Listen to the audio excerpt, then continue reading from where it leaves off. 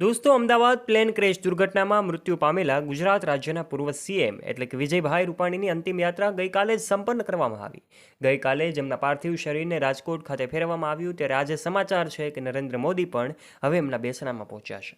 આજે એમના બેસણાનું આયોજન કરવામાં આવ્યું છે અને જેમાં અલગ અલગ રાજકીય નેતાઓ અને જે કાંઈ પણ એમના સામાજિક કાર્યકર્તા હોય એ બધા પહોંચી રહ્યા છે. ત્યારે નરેન્દ્ર મોદીને લઈને સમાચાર છે. આખરે બેસણામાં શું થયું છે, આ તમામ બાબતો વિશે જાણવા માટે આજના વિડીયોમાં તમે અંત સુધી બન્યા રહેજો. તમામ વાતો વિશે જણાવીશું અને વિડીયોમાં આગળ વધીએ તે પહેલાં ચેનલ ઉપર પહેલીવાર હવે હોય તો નીચે રહેલું બેલ આઇકન દબાવીને અમારી યુટ્યુબ ચેનલને અવશ્ય સબસ્ક્રાઇબ કરી લેજો, કારણ કે આવા ને આવા રસપ્રદ અને રોચક વિડીયોઝ અમે તમારા માટે લાવતા રહીએ છીએ. દોસ્તો, આપણે જાણીએ છીએ કે અમદાવાદના જે પ્લેન ક્રેશ દુર્ઘટનામાં 300થી વધારે લોકો અવસાન પામ્યા છે, ત્યારે હવે શ્રદ્ધાંજલિ આપવા માટે નરેન્દ્ર મોદી પણ પહોંચી ગયા છે.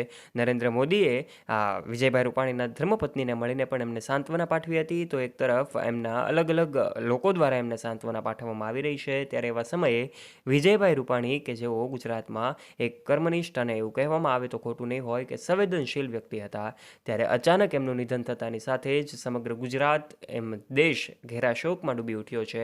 આમ જો વાત કરવામાં આવે તો ગઈકાલે જ એમને અંતિમ સંસ્કાર આપવામાં આવ્યા. સમગ્ર રાજકોટમાં એમના પાર્થિવ શરીરને ફેરવવામાં આવ્યું.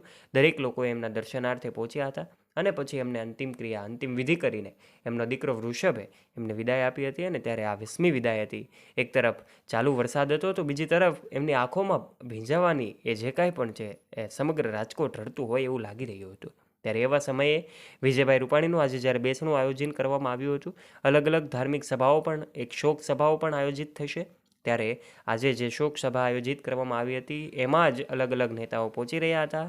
એમાં ભારતના યશસ્વી વડાપ્રધાન નરેન્દ્ર મોદી પણ આવી પહોંચ્યા હોય એવી વાતો હતી. અને ત્યારબાદ જે કાંઈ પણ અપડેટ છે તમારા સુધી અમે પહોંચાડવાનો પ્રયત્ન કરી રહ્યા છીએ. ત્યારે અલગ અલગ નેતાઓથી જ્યારે એમના પરિવારને સાંત્વના પાઠવવાનું કામ થઈ રહ્યું છે, ત્યારે દોસ્તો આ સાથે તમને જણાવી દઈએ કે 300થી વધારે લોકોના મોત થયા હતા.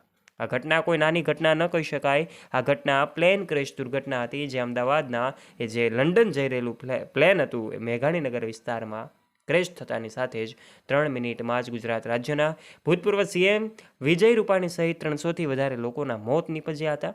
ત્યારે આ ઘટના ખૂબ એવું કહેવામાં આવે તો કંઈ ખોટું નહીં હોય કે શોકનીય છે. દરેક લોકો શોકમાં ડૂબેલા છે, ઘેરા શોકમાં ડૂબેલા છે. ત્યારે હવે વિજયભાઈ રૂપાણીનો પરિવાર પણ પહોંચી ગયો છે.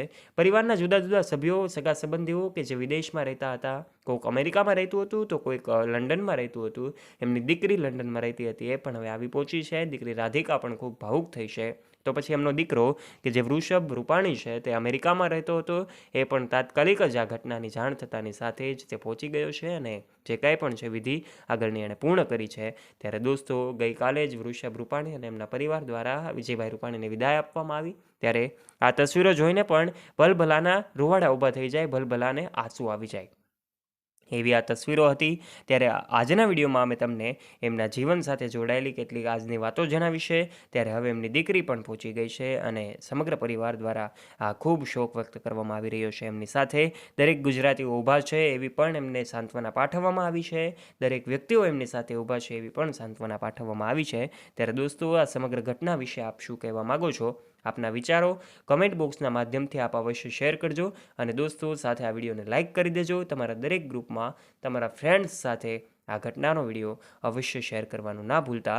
તથા આવા ને આવા રસપ્રદ અને રોચક વિડીયોઝ નિહાળવા માટે આજે જ અમારી યુટ્યુબ ચેનલને જો તમે સબસ્ક્રાઇબ ન કરી હોય તો નીચે રહેલું બેલ આઇકન દબાવીને અમારી યુટ્યુબ ચેનલને અવશ્ય સબસ્ક્રાઇબ કરી લેવાની જવાબદારી પણ તમારી છે. ફરી મળીશું નવા વિડીયો સાથે. ત્યાં સુધી કમેન્ટ બોક્સમાં આપ ઓમ શાંતિ લખવાનું ચૂકતા નહીં. ધન્યવાદ.